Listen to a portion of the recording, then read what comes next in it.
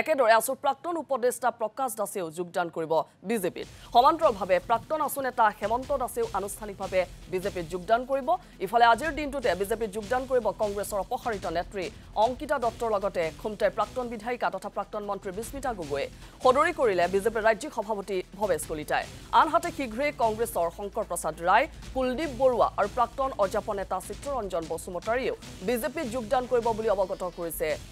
ভৱেশ কলিতাই এক নম্বৰ আছে দীপাংকৰ নাথ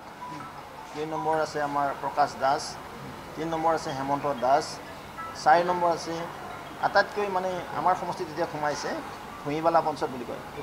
99% পঞ্চায়ত এখন মুছলিম পঞ্চায়ত ডমিনেটেড মাইনৰিটি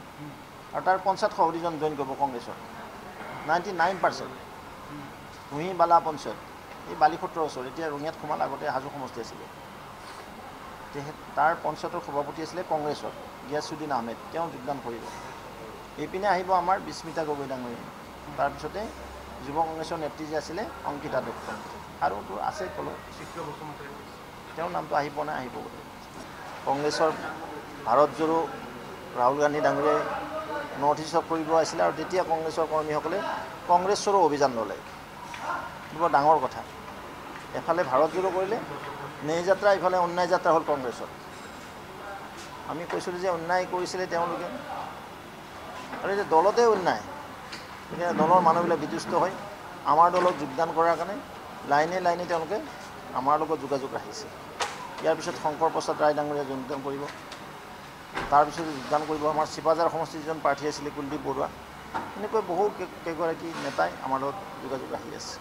তেওঁলোকে দলৰ কাম কৰিব এজ এ সংগঠন আমি যেনেকৈ দলৰ কাৰ্যকৰ্তা হিচাপে কাম কৰোঁ তেওঁলোকে দলৰে কাম কৰিব ভাৰতীয় জনতা পাৰ্টীক সেৱা কৰিব মা ভাৰতীক সেৱা কৰাৰ নিমিত্তে ঠিক তেনেদৰে আমাৰ ছাত্ৰ সন্থাৰ উপদেষ্টা প্ৰকাশ দাস ডাঙৰীয়া কামৰূপীলা ছাত্ৰ সন্থাৰ উপদেষ্টা হেমন্ত দাস আদিকে কৰি কেইবাজনো তেওঁলোকেও আমাৰ লগত যোগদান কৰিব 26ৰ কোনো আশা নহয় অহা কালি কেইবাজনো অৰাজনৈতিক ব্যক্তিয়ে ভাৰতীয় জনতা পাৰ্টিত যোগদান কৰিব ডেফিনেটলি 2-4জন ৰাজনৈতিক ব্যক্তিয়েও যোগদান কৰিব কিন্তু ৰাজনৈতিক ব্যক্তিৰ লগে লগে যিসকল সামাজিক সংস্থা আইন চাৰ্টাৰ্ড একাউণ্টেণ্ট ডক্টৰ ইঞ্জিনিয়াৰ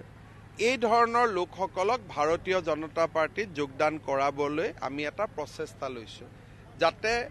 দলটোৱে দলৰ মঞ্চৰ পৰাই অসমৰ বিকাশত অৰিহণা যোগাব পাৰে